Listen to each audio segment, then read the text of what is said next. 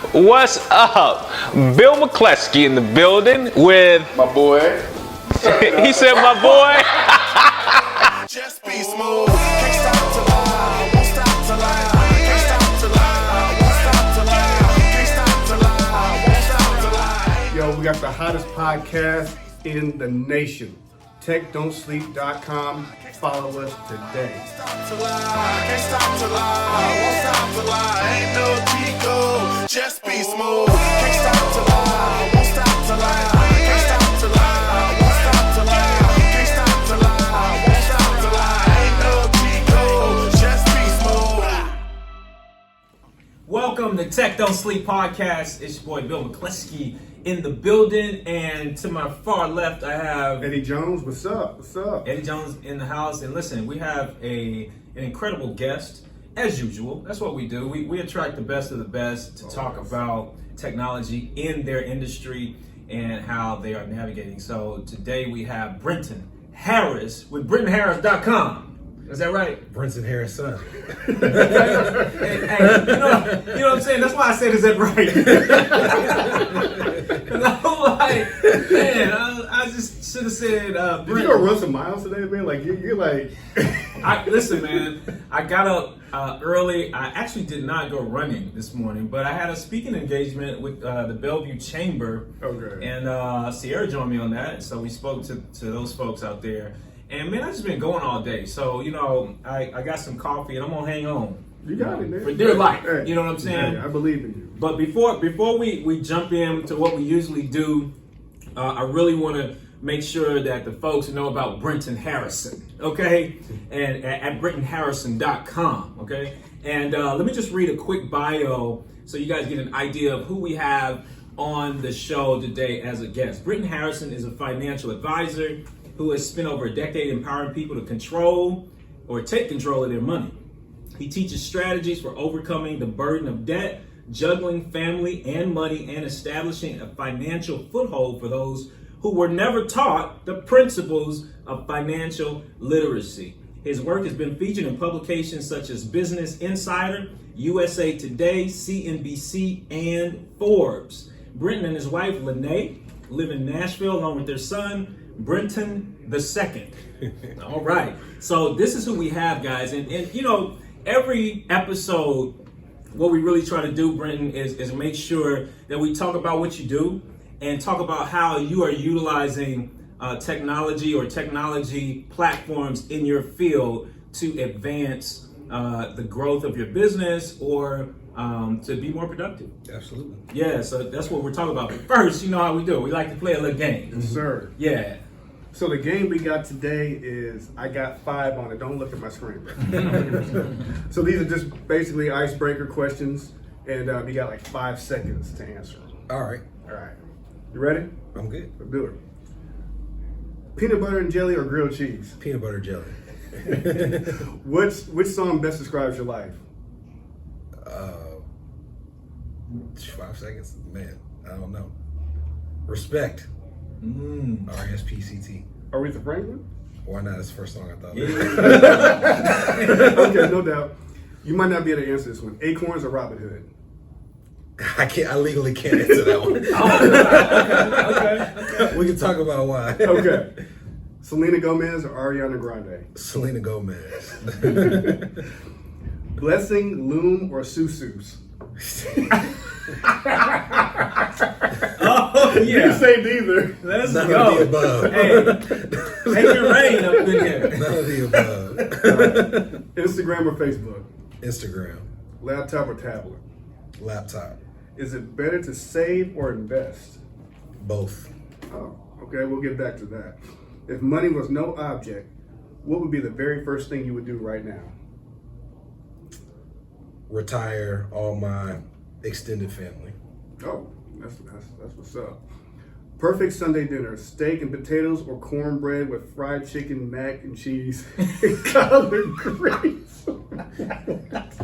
The second option just seems like more food.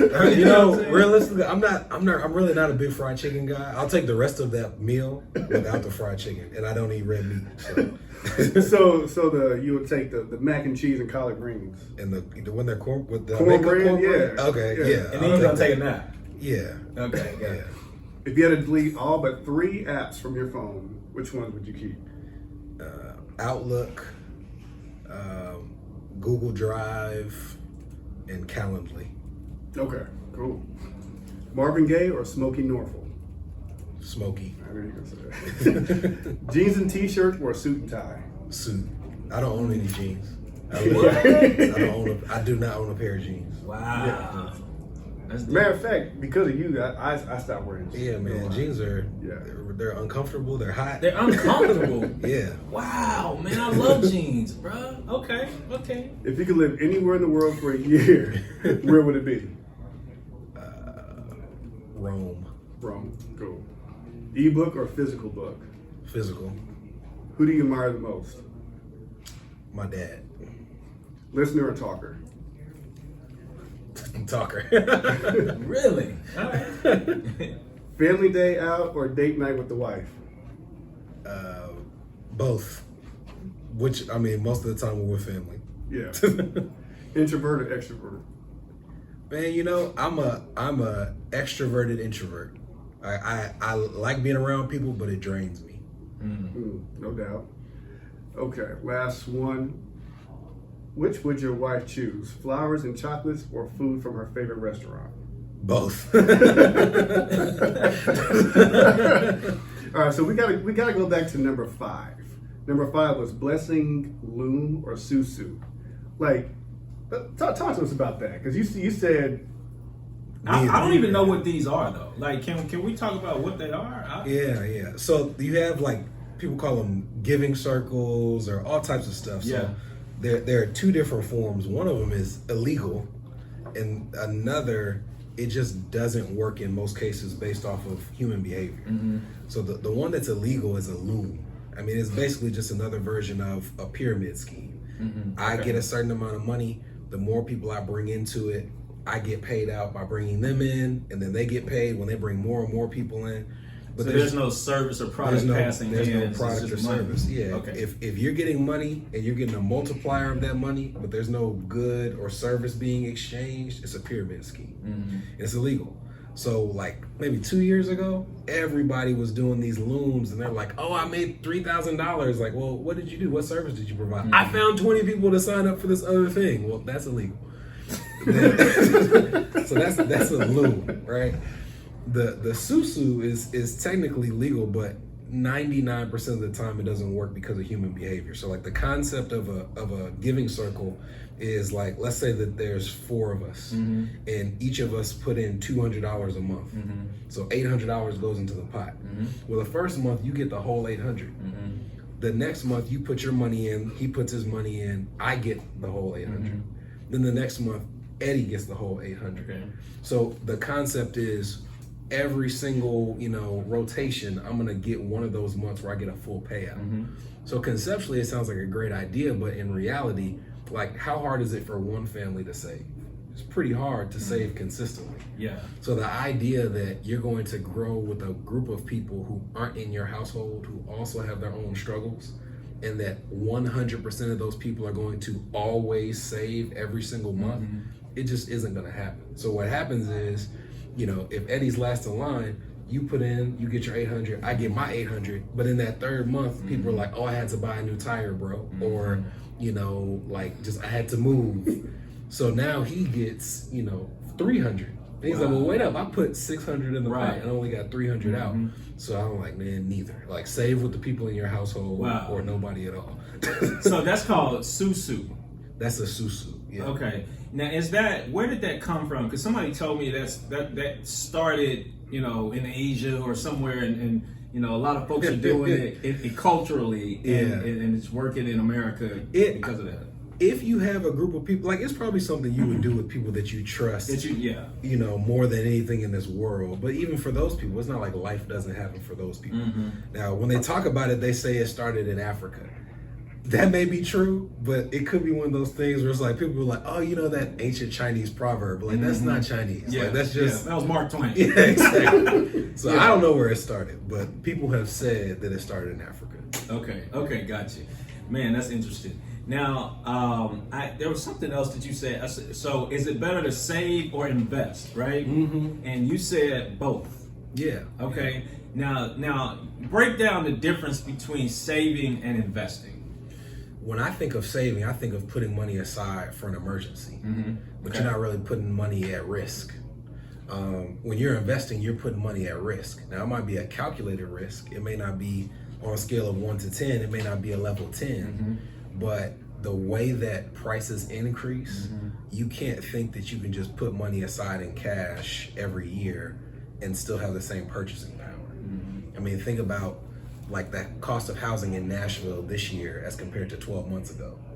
If you were putting money aside saying, I'm gonna save for my down payment, it's like, okay, well, realistically, the price of that increase, the rate of the increase is gonna far outpace whatever you're getting on your savings account.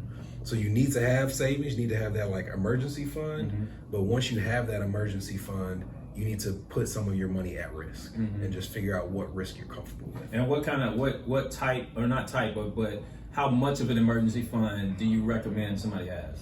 I think that it varies based on like the stability of a lot of different things. So like take someone like myself, I work for myself, I have clients, I charge, fee for service, I get commissions, things like that. Well, at this point in my career, I know that there's a minimum amount that I'm gonna make, but it's not like I'm on salary. So some months I'm gonna make far more than others. So I may want a much larger cash cushion than some other people because I may need in one of those off months to use some of that cushion to make sure I meet my expenses. Well, take that and flip it with somebody who's like in a 2-income household with 2 very stable professions. They might say, oh, well, we have 6 months living expenses in cash. And I would say, why? Like what emergency are you thinking will happen that you need 6 months expenses within 24 hours when you can invest a portion of that money somewhere else and get it in 3 to 4 business days? Like the typical person, if something happens to your house, you have homeowners insurance. If something happens to your car, you have car insurance. If you get hurt, you have disability insurance. If you die, you get life insurance. So I don't get it, but yeah, I get it. Somebody gets it, So it's like the idea of, oh man, I need, to get all this money in 24 hours notice. Like, man, who are you running from? I think it's overstated. I think too, it depends on the risk tolerance of the individual as well. You know what I'm saying? Because I'm an entrepreneur and my wife is an employee, so she's very, risk adverse. You know what I mean? And she's one of those people where I need to see the money. I need some security. I need this and that. And I'm like, I don't need nothing, right? Let's fly. We're gonna make it happen. But so there has to be that balance. But I think it too. It depends on the person. Well, I would also say that when you think of the concept of being able to see your money or being able to access your money, I think that is a big misconception that people have before they start investing is, if I put this in the market, now I can't see it, now I don't have access to it, and now it's really aggressive because it's in the market. When, you can put your money in the market and it could be a step, like one step in aggression above a savings account, but it has a better opportunity to earn a rate of return. So it's the difference between being able to tell your wife, it's Thursday, can we get the money on Friday? Or do we have to wait until next Tuesday? She would probably be fine waiting until next Tuesday, which would mean you could put that money in an investment account, because that's about how long it would take to get the money back out. Got you, absolutely.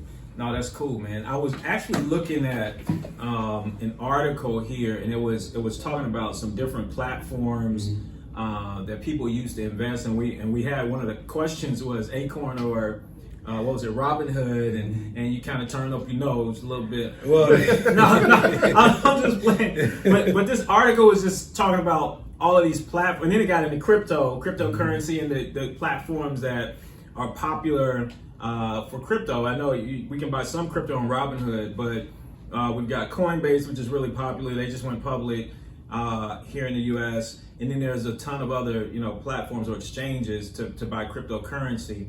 But what's your take on these apps or these technology revenue or distribution centers to buy? There's a part of it that I think is awesome, which is giving people who are not investment advisors the ability to have access to these things that they used to have to pay someone like me to have access to.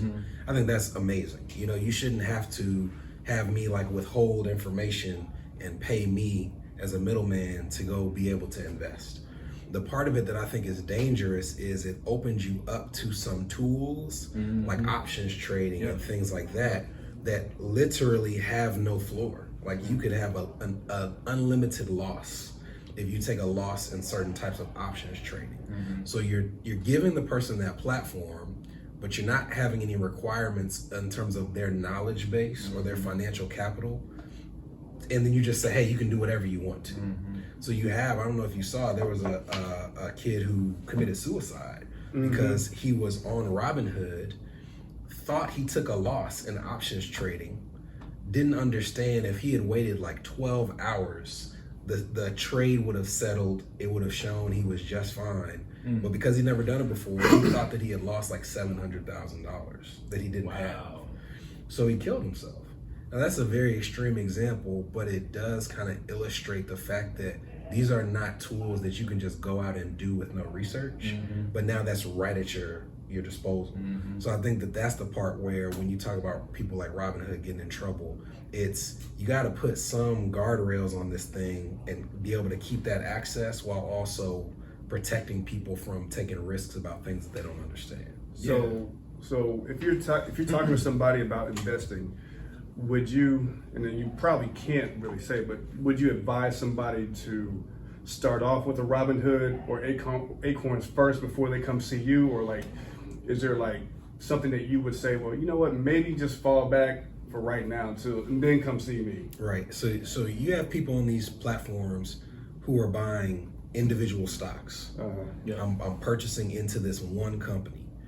And then you have people who are buying mutual funds or index funds or exchange traded funds. And that might be investing in dozens of companies. So you're spreading out your risk. And to me, being able to spread out your risk is more important for an early investor than them jumping right into the water and thinking that they understand how to analyze one particular company.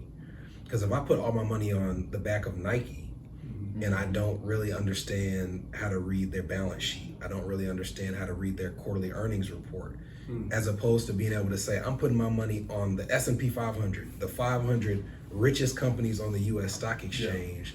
That's a whole lot more to lean back on than just, man, I really hope these Blazers sell like I'm hoping they sell, otherwise I'm in the lurch, you know? I mean, but let me be devil's advocate a little bit here, because if we look at some companies like the blue chip stocks, I mean, if I put all my eggs in one basket and it's like Microsoft or Apple or like Ford, one of these companies that they've been around forever and they're probably going to do well, is that not a safer bet? Or even if I group together a bunch of blue chip stocks, is that a better move? Or if I jump on the train to AMC going down now, but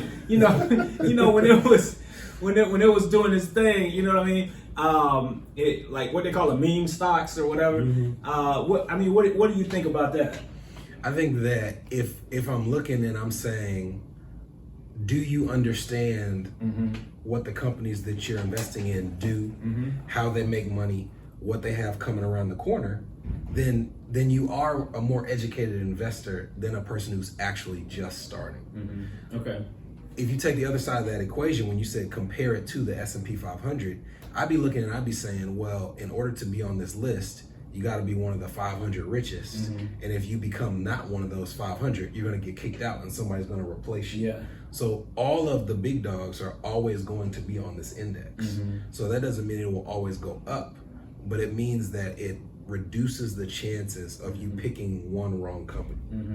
It's like the entire economy would have to be going down, Right. as opposed to Microsoft just not selling as much of some internal processor or something that they thought they would, and now the stock goes down 5%. Yeah. So is there like a book? Because I don't know what y'all are talking about, right?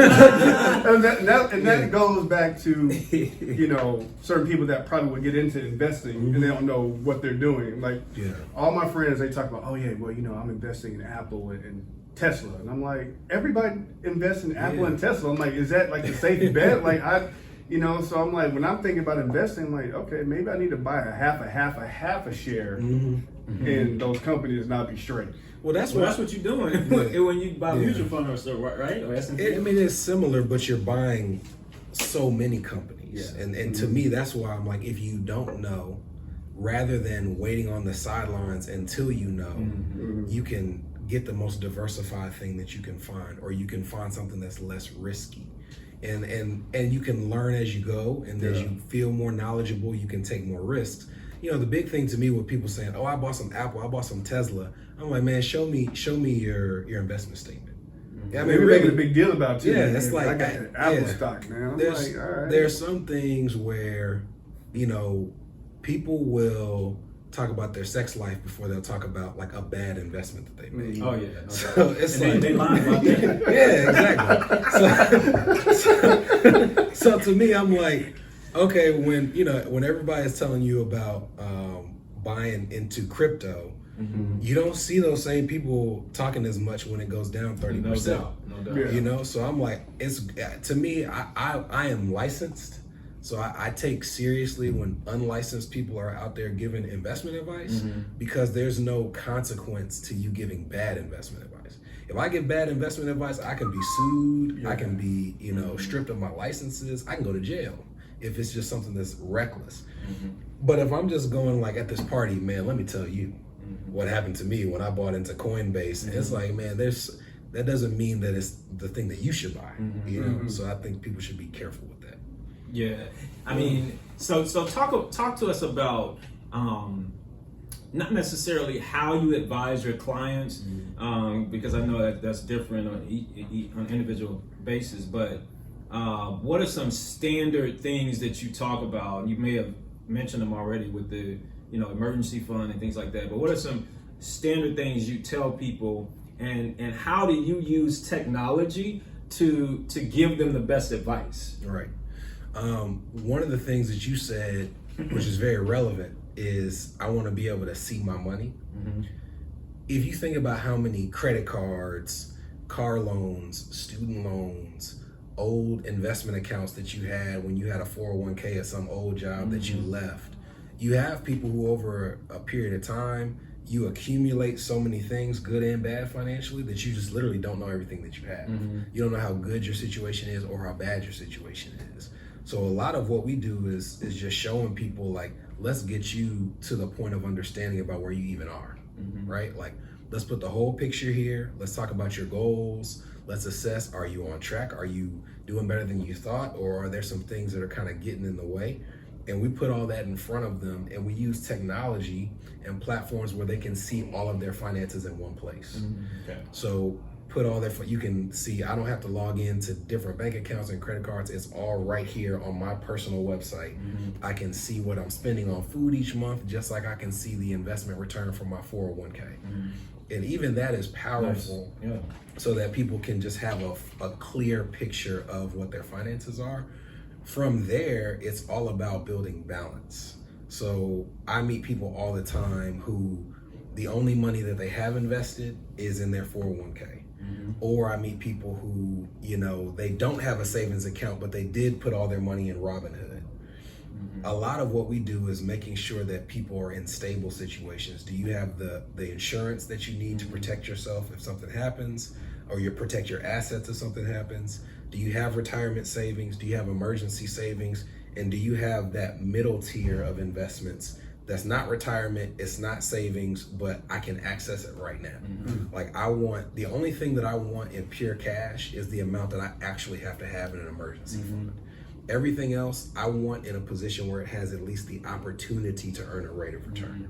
So that's a huge deal that we deal with our clients. And then for me, which is very different than most financial advisors, my typical client, when I meet with them, they actually have a negative net worth because of things like student loans. So I also want them to be in a position where they understand how to integrate their student loan repayment into their wealth building process. And now, not explain that. Yeah. What do you mean? If you aren't confident in how you're repaying your loans, you may not know if you have the ability to invest while also paying off the debt. Or you may feel like, if I'm going to invest, I need to just dig my head in the sand and ignore my student loan servicer whenever they call me. In actuality, there is a balance that you can find that says, I'm gonna find out how to keep my student loan payment as reasonable as possible so that I also am able to address these other areas. And like federal and private student loans, learning how they work is legit like learning a foreign language. Wow. So there are things that you can pick up where, you know, we have people who might earn six figures and we can negotiate based on the timing and the type of loans they have, a payment that might be $50. What? Well, it's not for everybody, but it's all. Yeah. But you know, like it's all. There's all types of things where if you understand, you know, what they use as your income, when they check your income, that you can use it and find yourself in a situation where, you know, you have like a young doctor who might be finishing med school. They might have $400,000 worth of student loans. And all they're thinking is, man, like this is going to wreck me. I'm not going to be able to live and invest. And we can show them, hey, like the way these things are set up, you're probably going to be 3 years into your career before you ever have a substantial student loan payment. Those are the types of, you hate to call them tricks of the trade, but the types of tips that we like to share. Yeah, I mean, that's, you know, the knowledge of how to, you know, work with those vendors, so to speak, you know, makes sense. Yeah. I just wonder, because there's the philosophy going around, I ain't gonna call no names, but you know, where somebody says, pay off all your debt first, then invest. You know what I mean? And so I don't mind saying the names. I don't work for. We talking Dave Ramsey. I don't work for him. I mean, it's all good. And to be real, I appreciate Dave Ramsey because he does give people a plan, and most people don't have a plan, right? Yeah. So at least they got step 1, 2, 3, 4, or whatever. But I just, you know, wonder about it, because if you do have a big student loan or whatever, or a ton of credit card debt, it may take you years, and then you're losing that time to actually invest to get the compounded interest. So yeah, I think that like I said, I don't work for him, but I'm not gonna, you know, go too hard on him. He's clearly built an incredible business, right? I think he is probably the greatest financial motivator of any person in Earth's history in terms of convincing people to change harmful financial habits. That being said, he preaches a philosophy that he claims is one size fits all. Yeah. So certain things that he says, like save $1,000 in an emergency fund, and then don't save anything else until you've paid off all your debt. Well, if We call it the snowball effect or something. yeah, stuff like that. And it's like, if I have $5,000 worth of debt, that might work. If I have $400,000 worth of debt and you're telling me to put this small amount in an emergency fund and don't save anymore until I've paid off $400,000, conceptually that doesn't even sound right. So I think that you have to give respect where it's due in terms of the size of the business that he's built, but also understand that the idea in any financial sphere that one method of finance can fit every single financial scenario is the height of arrogance. I got one question. It goes back to the student loans. I know when during the height of the pandemic, the last administration, they passed laws to kind of pause student loans, payments, things like that. Can you talk to us about that? Because I think a lot of us, I know I still be getting calls from MailNet, and, Navient, and then I be Trump took care of that for me. I ain't gonna worry. But he didn't. I ain't gotta worry about that. Well, talk to us about that, because I think a lot of people, especially during the pandemic, lost a lot of income, they're scared about repaying, student loan, and they're calling all the time. So what advice or, can you give, to people that are going through that? Yeah, so they've extended it a few times. They did a freeze on all of the payments that were for a particular type of federal student loan, which would basically be, this sounds odd, but it has to be a federally owned federal student loan. That might sound weird, but technically there are some privately owned federal student loans. So for that one type of loan, they froze all payments and they froze all interest until what's supposed to be like October 1st of this year, but they might extend it even further.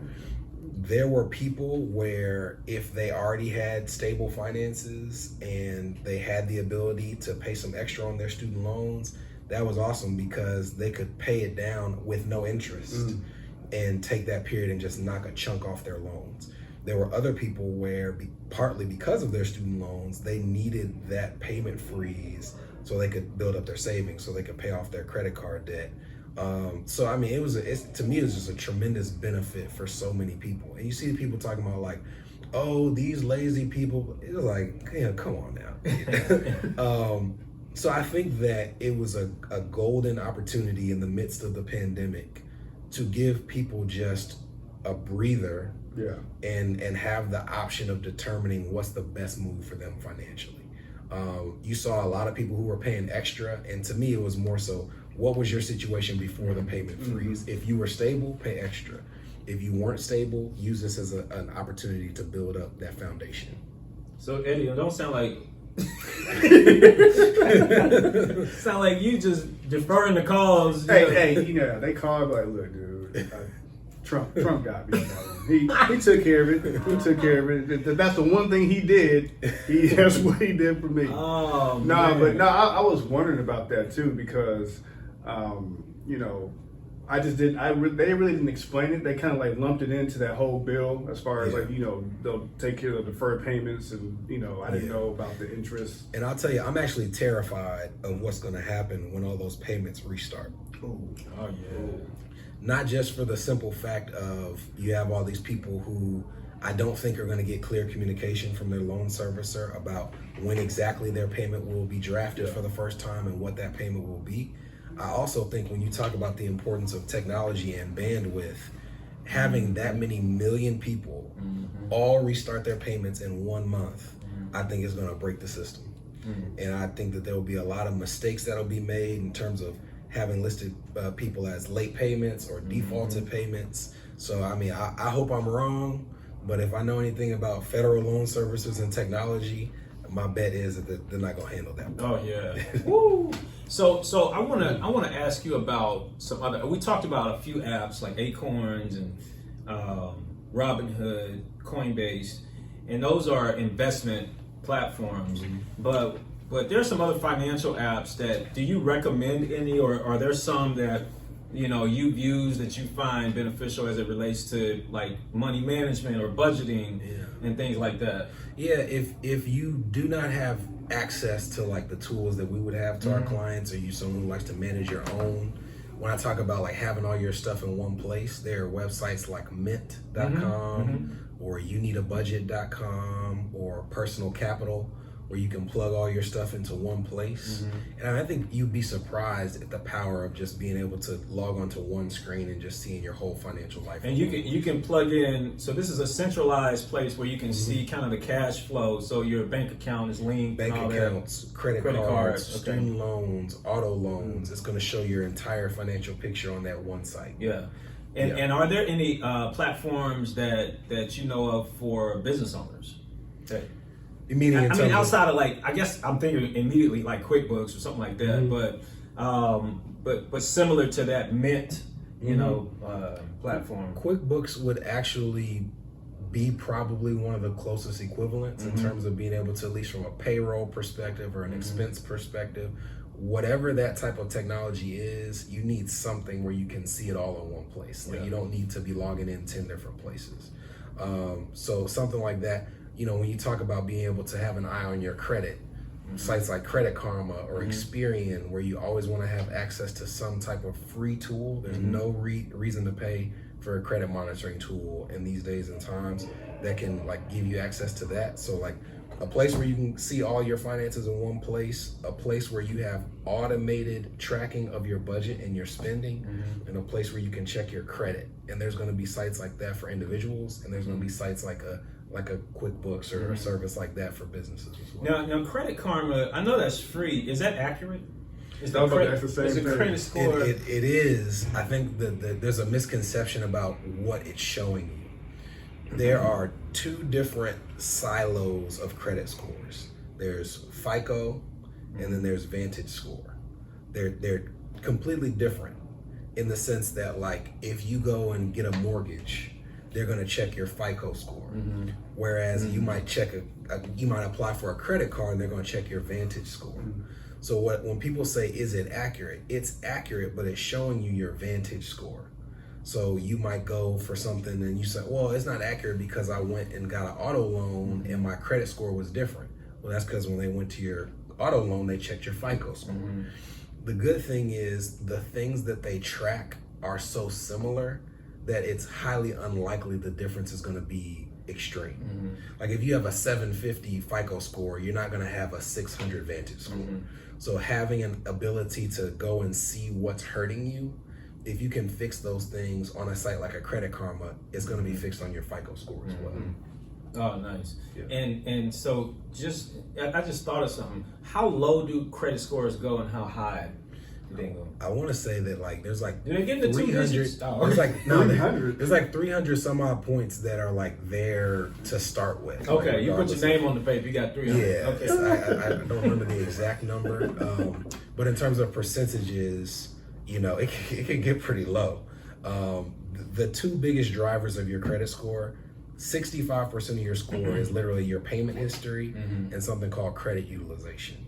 So they're at some level, if those two elements of your score are just in the tank, it doesn't really matter how you're managing the other areas because those two are so heavy, you know, it's hard to overcome. Credit utilization, we're talking about like credit card debt as far as how much is your cards are maxed out and things like that. So there are two types of debt. There's installment debt and then there's revolving debt. Installment debt is something like a home loan or a car loan where they give you the amount, they give you a set period of time that you have to pay it off, 10 years, 15 years, 30 years.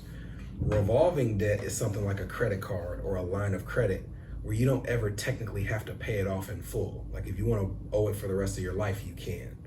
Credit utilization only assesses revolving debt. Credit cards, lines of credit, so it has no effect for things like mortgages and student loans. What credit utilization means is they look at the amount of revolving debt that you have available. So let's say that it's $20,000, and they want to measure how much of that available debt you have borrowed at a particular point in time. Okay. So if you had $20,000 available, and when they check you borrowed $10,000 of it, you'd have a 50% utilization ratio. Yeah, that's and I heard that you should try to keep your utilization under 30%. Is that right? 30% is the point where if you go above that, it will start to hurt your score. In actuality, the lower your utilization, the better. They've actually done studies that show that people who have perfect credit, on average, they have a utilization ratio below 10%. Okay. I pay my credit cards off in full every single statement period because I never want to pay a dime in credit card interest. So I try to encourage people that if you're going to have credit cards, don't have them unless you're able to pay it off in full every single month. Even if you're paying it off in full, a lot of people don't understand when they check the amount you've borrowed. Think about it this way, like let's say that on January 1st, your credit card statement opens. And then on the end of the month, is there 31 days in January? Or 30. January 31st. Let's go back to school. Yeah, January 31st, it ends. So they may say, hey, between January 1st, January 31st, you spent all this money. But as long as you pay us off by February 15th, we're not going to charge you any interest. So you'll have people who will pay it off in full by February 15th, and they'll say, hey, my credit card bill is paid. I have a 0% utilization ratio. What they don't realize is they actually report what you owed on January 31st. So even if you pay it off in full, if at the time your statement ends, you had maxed out that card, you're gonna have 100% utilization ratio. Yeah, and you know that's a key point, because I use Credit Karma, and Credit Karma has a cool feature where it shows you the date, I think, when they report to the credit bureaus. So I started keeping track of like each card and those three dates. I'll say, okay, I need to pay this by this date so that, you know, my scores stay intact, you know, at least for that month. Yeah, and it's not going to be the date that the credit card companies tell you to pay. Exactly, it's not the billing cycle. Yeah, it's not the billing cycle. So you got to, I mean, in some cases, set a calendar reminder to know that, hey, I need to go ahead and pay it off today, because they're going to report the balance that I owe tomorrow. Yeah. That's crazy. Play the game. You know what I'm saying? So Brenton, what's next for you, or what's up for you? What do you do? I know you're building your business and you're working with clients, want to attract more clients. Where do you see you taking your firm in the next 3 to 5 years? Because you have the academy that you help people with their student loans. Yeah, so and it sounds crazy, but for compliance reasons, I have to make sure people understand they're technically two separate businesses. Okay. I have my financial services business where I work one-on-one with clients, individuals, families, small business owners. Because of the amount of student debt that I was coming across when I helped people, I started a separate business called Ultra Borrowers Academy. Ultra Borrowers Academy is an online course with lectures that teach you all types of repayment strategies for federal and private student loans. So I keep them separate so that like somebody I'm working with in financial services doesn't also think that like, oh, you know, if I'm over here with Ultra Borrowers Academy, that's the same thing. So I have to keep them siloed, but my goal for both is automation and scaling. So in the next 3 to 5 years with Ultra Borrowers Academy, for example, I'm leveraging as much technology as I can, sites like Thinkific, sites like Stripe, you know, automated email funnels, anything that I can do to like amplify how many people I can reach without increasing the amount of time that I have to do it. Yeah. With financial services, it's a little different, because I think financial services is one of the few industries where it will be impossible for tech to eliminate the need for human contact. But I think that people want tech to enhance the human contact, right? They want tools like what I was talking about with that personal website to enhance the experience that they have of working with me one-on-one. So my goal with financial services is to scale that as much as possible, while also making sure people feel like they're working with me. Like, I don't want you to feel like you're working with a suite of tech products. I want those tech products to enhance the feeling that you get when you work with me. To complement working with you. Exactly. Yeah, and you mentioned Thinkific, which people may not be familiar with. It's an online course platform where you can build your own online course, and people set up your video modules or quizzes or whatever, and people can go at their own pace. If that's how you set it up through your course, and then you obviously charge for that. So when you talk about automation, that's really cool, like for business owners to think about things like that, because you know a lot of us have a skill set or a certain expertise, and we can put it in a course. You know, through Thinkific, or I think Teachable is another platform just like that. So really cool, man. Tell the people, man, where we can get in touch with you. Sure. If you're interested in the financial services side, you can check me out at BrentonHarrison.com. Also, for general educational videos and things like that, I have a YouTube channel. You can just search Brenton Harrison. This is very odd, but the name of the New Zealand shooter was Brenton Harrison as well. Wow. So you might have to search Brenton Harrison Financial Advisor. Brenton, what happened? I actually have a crazy story about that, because I was out of the country when that happened, trying to get back in the country. Oh, wow. Yeah, so what happened? Well, they didn't let you back in. So, this is a crazy story. It took some time, man. My brother-in-law, my wife's youngest brother, lived in Argentina for a year and some change. Before he left, we took my entire wife's side of the family, my wife and I, my son, my older brother-in-law, my mother-in-law, and stepfather-in-law, her 2 90-plus-year-old grandparents, my 10-month-old at the time son, and we went to South America for 2.5 weeks. Yeah. Argentina, Chile, Peru. Well, as this was happening, you know, the shooter was plotting all of that stuff.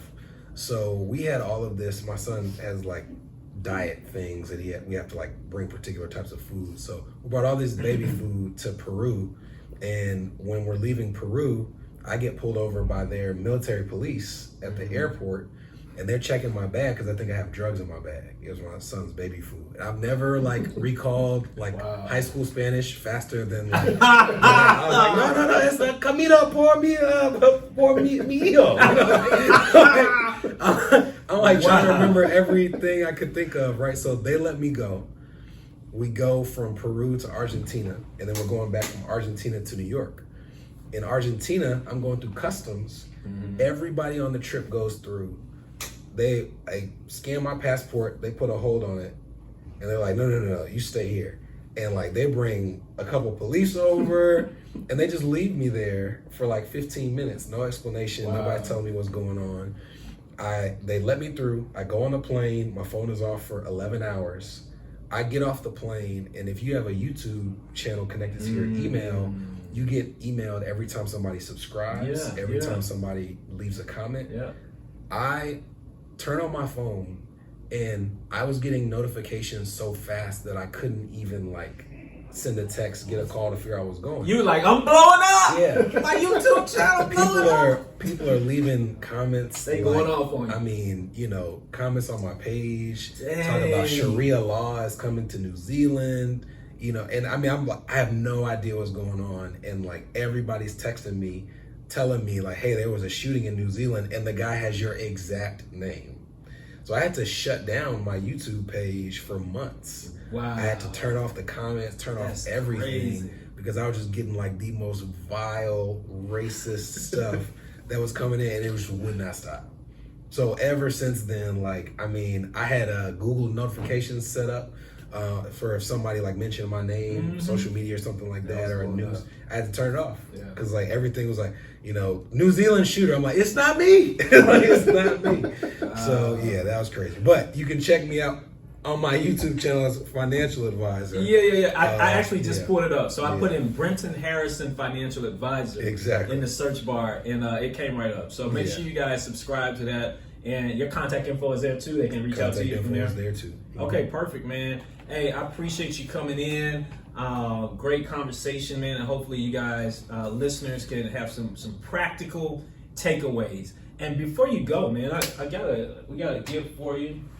Don't you already have a t-shirt, man? Oh no. All right. You're welcome for the t-shirt you got. I thought I saw a video with you holding the t-shirt. Man, no wonder the t-shirt box getting light and everything. Hey, I won the giveaway. Those are the rules. Oh, you won the giveaway? Oh, okay. So lucky for you, man. He got a t-shirt just like this. No, there you go, man. Thank you. Appreciate you, man. I don't know if it's your size because we kind of ran out of mediums. Hey, man, I'll be snug and sexy. No, that's actually a large. Oh, is it large? Yeah. Okay, well, night shirt. No. Give me that shirt back. Hey, I tell everybody, don't wear that shirt to bed. This is not pajamas, brother.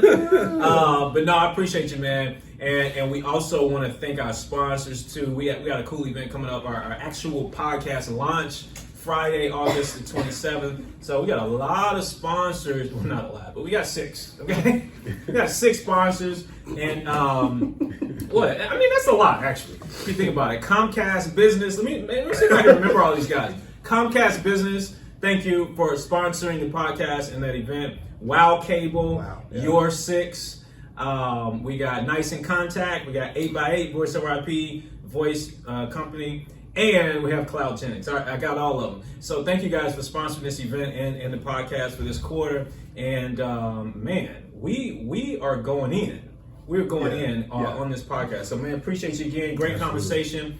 And guys, if you're not following us on social media or on our YouTube channel, please make sure you do that. If you're watching this on YouTube, make sure you subscribe. Hit the like button, share, comment. Please share. Yeah. Share. And also, I mean, we got Brenton Harrison on here. Now, you know what I'm saying? So now, almost the name is kind of probably high in the search engine still, right? Yes, it's high. There's just somebody who's outpacing me. But make sure you follow us on YouTube, and we got a cool Facebook group. The cool thing, y'all, just about the Facebook group and YouTube is that we're doing giveaways and on IG. So it's LinkedIn too. We got the LinkedIn page. Yeah. So on all those platforms, the handle is TechDontSleep. So remember that. All right. Yeah. All right. Well, we appreciate y'all. We'll see y'all next time. Holla. Peace. Just be smooth.